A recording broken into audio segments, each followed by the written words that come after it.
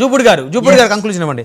So ఇప్పుడు ఒకవేళ భారతిరెడ్డి గారు క్షమాపణ చెప్తే ఇప్పుడు దాడులు చేసిన వాళ్ళందరూ కూడా మేము తప్పు చేసామని వాళ్ళు క్షమాపణ చెప్పాలి. జరిగిన దానికి నష్టపరిహారం ఏదైతే ఉందో అది ప్రభుత్వమో లేకపోతే ప్రభుత్వంలో కీలకం ఉన్న వ్యక్తులు భరించాలి. అదేనా డిమాండ్? సార్ అది కాదు, ఇది ప్రాక్టికల్ గా జరిగేది కాదు, ఊరికే మనం మాట్లాడుకోవడానికి మాత్రమే. నో అదే నేను చెప్పేది.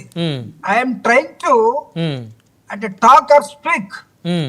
మనం ప్రాక్టికల్ గా జరిగేదాన్ని మాట్లాడకుండా ఇంప్రాక్టికల్ గా మాట్లాడుకుని వెళ్ళిపోదామంటే వెళ్ళిపోవచ్చు. వద్దులేండి, ప్రాక్టికలే మాట్లాడుకుందాం, అబద్ధాల్లో బతకొద్దు, నిజాల్లో బతుకుదాం సార్. చెప్పినట్టుగా ఒక్క అంశం తమిళనాడు కృష్ణాంజనేయులు గారు చెప్పినట్టుగా కాళహస్తి దగ్గర దాడి చేస్తున్నటువంటి ఒక కుర్రవాడిని ఒక ఎవరో తెలుగుదేశమో కాదో పక్కన పెడదాం, 4 పోలీసులు అతని చేతిలో రాయి ఉంది, ఆ రాయిని పైకి ఎత్తున్నాడు, ఆ రాయిని తీయటానికి చేతిలో చెయ్యిని పట్టుకోవడానికి ఏ పోలీసు 4 చేతగాక అతను పొట్ట మీద ఒకడు, అతని భుజం మీద ఒకడు అది లాగుతున్నారండి. మీరు ఆ సీన్ చూపించండి.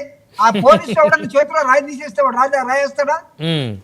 ఓకే, అది ప్రోత్సహిస్తున్నారంటే పోలీసులు ఆ విధంగా నిలబడ్డారంటే ప్రభుత్వాన్ని ఏమనాలి?